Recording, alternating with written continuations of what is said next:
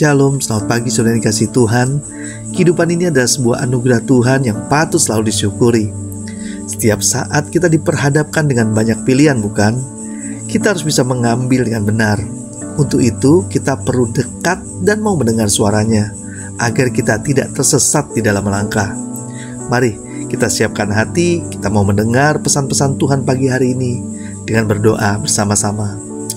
Bapa di surga, kami kembali lagi mengucap syukur atas kasih Tuhan, atas penyertaan Tuhan, atas kebaikan Tuhan dalam kehidupan kami semua. Pagi hari ini kami mau kembali lagi belajar firman-Mu.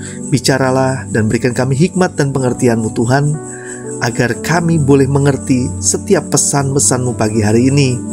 Kami buka pikiran dan hati kami sepenuhnya hanya di dalam nama Yesus. Haleluya. Amin. Tema renungan kita hari ini adalah tidak terbawa arus.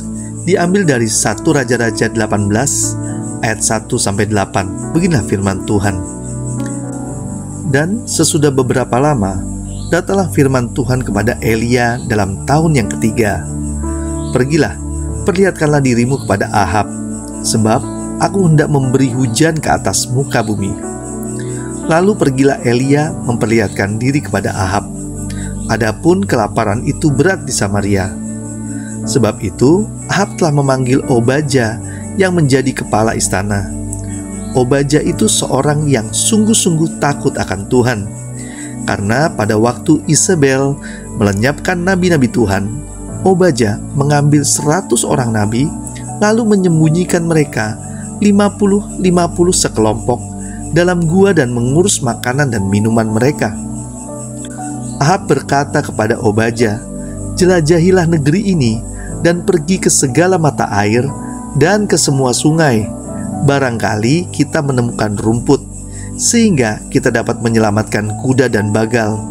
Dan tidak usah kita memotong seekor pun dari hewan itu." Lalu mereka membagi-bagi tanah itu untuk menjelajahinya. Ahab pergi seorang diri ke arah yang satu, dan Obadya pergi ke arah yang lain.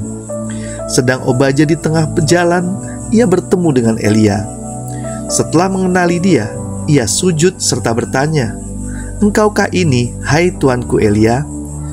Jawab Elia kepadanya, "Benar, pergilah, katakan kepada tuanmu, Elia ada."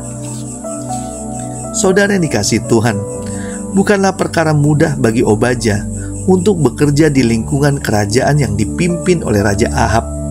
Karena Ahab ada seorang raja yang terkenal lalim dan berlaku jahat di mata Tuhan. Bahkan di dalam Alkitab ditulis bahwa Ahab bin Omri melakukan apa yang jahat di mata Tuhan lebih daripada semua orang yang mendahulunya. Apalagi ia juga mengambil Isabel sebagai istri, padahal Isabel adalah penyembah Baal dan terkenal kejam. Meski berada di lingkungan orang-orang yang menyembah berhala, iman Obadya tidak tergoyahkan. Ia tetap berlaku benar di hadapan Tuhan dan tidak terbawa arus. Tertulis di Alkitab di ayat 4, Obadya berani menyembunyikan 100 nabi Tuhan ke dalam gua dan mengurus makanan minuman mereka. Karena pada waktu itu banyak nabi dibunuh oleh perintah Isabel. Ini menunjukkan bahwa Obadya lebih takut kepada Tuhan daripada kepada manusia. Saudara yang dikasihi Tuhan, berhadapan dengan himpitan atau tekanan, banyak orang memilih cari aman dan melakukan kompromi karena takut kehilangan posisi atau jabatan, takut kehilangan fasilitas, atau takut kehilangan popularitas. Apalagi jika nyawa menjadi taruhannya. Umumnya orang lebih takut kepada manusia daripada kepada Tuhan. Bagaimana dengan kita hari ini? Mari kita belajar dengan Obadya yang tercatat sebagai orang-orang yang sungguh takut akan Tuhan. Di dalam lingkungan dekat dengan orang-orang jahat pun tidak merubah iman Obadya. Mari ingat panggilan kita. Kita dipanggil Tuhan jadi terang dan jadi garam. Artinya kita dipanggil Tuhan untuk memberi pengaruh yang baik untuk dunia ini. Dimanapun kita berada, lingkungan kita, kita tetap menjadi orang-orang yang punya pengaruh baik untuk membawa orang-orang sekeliling kita bisa mengenal Tuhan. Untuk itu, kita perlu menjaga diri kita agar tidak mudah terbawa arus, tidak kompromi dengan dosa, dan jangan takut dengan kehilangan posisi, fasilitas, dan popularitas. Tuhan kita pasti memberikan pembelaannya. Mari kita berdoa. Bapa di surga, kami berterima kasih kembali ke firman-Mu pagi hari ini, agar hidup kami tidak mudah terbawa arus. Kami ada di tengah-tengah dunia untuk jadi terang dan jadi garam buat banyak orang. Bapa, pakai kami jadi berkat-Mu dimanapun kami berada.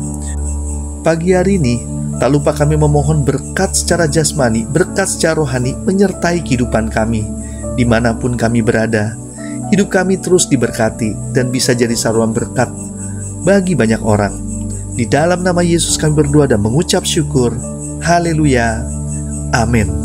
Selamat beraktivitas. Tuhan Yesus memberkati.